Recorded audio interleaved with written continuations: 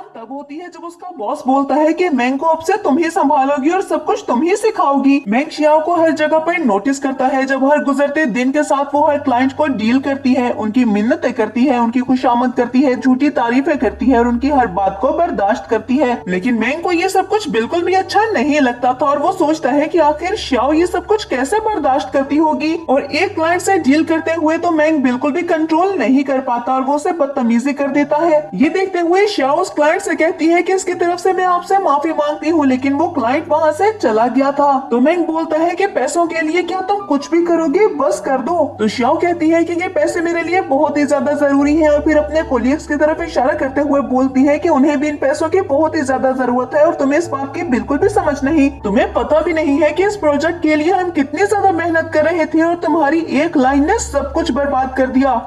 ये सारी बातें सुनते हुए मैंग गुस्से में वहाँ से चला जाता है। लेकिन नेक्स्ट मॉर्निंग ही शियाओ के पास आकर उसे एक फाइल पकड़ाता है तो वो बोलती है ये क्या, और जैसे ही उस फाइल को खोलकर देखती है तो वो शॉक रह गई थी, क्योंकि उस फाइल पर मिस्टर वैंग के सिग्नेचर्स थे, यानी कि उन्होंने कॉन्ट्रैक्ट साइन कर दिया और उनके साथ डील पक्की कर ली। वो मैंग से बोलती है कि तुमने ये सब कैसे किया। तो मैंग एक फ्लैशबैक को याद करता है कि सुबह सुबह ही कैसे उसने मिस्टर वैंग का पीछा किया और मिस्टर वैंग से बोला कि वो उनकी बेटी का होमवर्क फ्री में ही करेगा और हर काम वो फ्री में करने के लिए रेडी है, लेकिन प्लीज वो डील कर ले उनके साथ। मैंग कहता है कि मैं बहुत ज्यादा इम्पल्सिव हूँ और कभी कभी गलत हरकतें कर जाता हूँ, लेकिन मेरी टीम बहुत ज्यादा प्रोफेशनल है। और ये बात सुनते हुए वैंग के फेस पर स्माइल आ गई थी और फिर वो कॉन्ट्रैक्ट साइन कर देता है, जिसके बाद हमारा सीन प्रेजेंट में शिफ्ट होता है, जहाँ पर मैंग शियाओ को बोलता है कि तुमने मुझे डांटा तो उसके बाद ही मेरी आंखें खुल गई और मैं एक बात बहुत ही अच्छे तरीके से जानता हूँ कि तुम पूरी रात नहीं सोई हो सिर्फ इसी टेंशन में कि तुम्हें ये डील नहीं मिली और तुम्हारी स्किन की देखो क्या हालत हो गई, इसीलिए मैं तुम्हारे लिए कुछ कॉस्मेटिक्स भी लेकर आया हूँ। ये देखते हुए शियाओ हंसने लगती है और फिर मैंग से कहती है कि इसके लिए मैं तुम्हें माफ कर दूंगी। शाम में शियाओ घर जाती है और साथ में कुछ टॉयज भी लेकर जाती है, जिस पर जाओ बोलता है कि ये क्या। तो उसे बताने लगी थी कि आज तुम्हारी मदर और तुम्हारा छोटा भाई आ रहे हैं, इसीलिए मैं उनके लिए ये लेकर आ गई ताकि मैं उनको जल्दी पसंद आ सकूं। लेकिन इतने में मैंग सामने आता है, जिसको देखकर वो शॉक रह गई थी और सोचती है कि ये यहाँ पर क्या कर रहा है, और जाओ बताने लगा था कि ये है मेरा छोटा भाई मैंग। ये बात सुनते हुए तो शियाओ बिल्कुल ही शॉक रह गई थी और मैंग बोलता है कि मैंने सोचा नहीं था कि तुम होगी मेरे भाई की गर्लफ्रेंड, जो कि ऑफिस में मेरी हेड है। इसके बाद वो सभी काउच पर बैठकर बातें करने लगते हैं, लेकिन मैंग तो उसे घूरे ही जा रहा था। और जो की मदर जैसे ही शियाओ की तारीफें करती है तो मैंग बीच में कोई ना कोई ऐसी बात जरूर कर देता है कि जिसकी वजह से शियाओ कंफ्यूज फील करने लगती है। पर जो की मदर उसे डांटते हुए बोलती है कि तुम्हें बिल्कुल भी नहीं पता कि कैसे बात करते हैं। और मैंग बोलने लगा था कि आप सबको पता है कि इसने ऑफिस में आज मेरी इंसल्ट की, जिस पर शियाओ फ्लैशबैक को याद करती है कि वो छोटा सा पौधा उसके पास लेकर जाता है जिस पर फूल भी लगे हुए थे और बोलता है कि मैं तुम्हें लाइक करता हूँ। ये बात सुनते हुए शियाओ उसे डांटती है और जाकर चेयर पर बैठ गई थी। तो वो बोलता है कि ये क्या बात हुई भला, अगर तुम्हें रिफ्यूज ही करना था तो ऐसे ही रिफ्यूज कर देती, इसमें मुझे डांटने की क्या जरूरत थी। और फिर कुछ देर में वो सभी डिनर करने के लिए बैठ गए थे और वहीं पर जो की आंट भी मौजूद होती है, जो कि बोलने लगी थी कि ये लड़की कैसी है, मुझे ये टेस्ट करना पड़ेगा, क्या इसको घर के सारे काम आते हैं। इतने में शियाओ वहाँ पर एक और डिश लाकर रखती है और खाने के लिए बैठ गई थी। तो उसकी आंट बोलती है कि बेटा इसके बाद सारे बर्तन भी धो देना। अब जो कि अपनी आंट को कब से ही चुप करवाने की कोशिश कर रहा था, वो उनसे बोलता है कि आप बस कर दें, अगर आप चुप ना किए तो फिर अपने नेफ्यू के लिए जॉब खुद ही ढूंढ लीजिएगा। तो उसकी आंट कहती है कि ये क्या बात हुई, तुमने प्रॉमिस किया था कि तुम उसको जॉब ढूंढ कर दोगे। जो रिप्लाई करता है कि अगर ऐसी बात है तो फिर आपको भी रिस्पेक्ट देनी चाहिए मेरी वाइफ को, क्योंकि आपकी हरकतों से ऐसा बिल्कुल भी नहीं लगता कि आप मुझे या फिर मेरी फैमिली को रिस्पेक्ट करती हैं। अगर करती होती तो मेरी वाइफ के साथ ऐसा बिहेव ना करती। जो मेरी वाइफ की रिस्पेक्ट नहीं करेगा मैं समझूंगा कि वो मेरी भी रिस्पेक्ट नहीं करता और मैं उसका कोई भी काम नहीं करने वाला। जो की बात सुनते हुए शियाओ के फेस पर स्माइल आ जाती है और आंट बोलती है कि अरे बेटा मैं तो मजाक ही कर रही थी, शियाओ तुम दिल पर मत लेना। तो शियाओ कहती है कि ठीक है आंटी, मैं जानती हूँ, मैं दिल पर नहीं लूंगी इस बात को। और मैंग बोलता है फिर बर्तन कौन धोएगा। तो आंट बोलती है अरे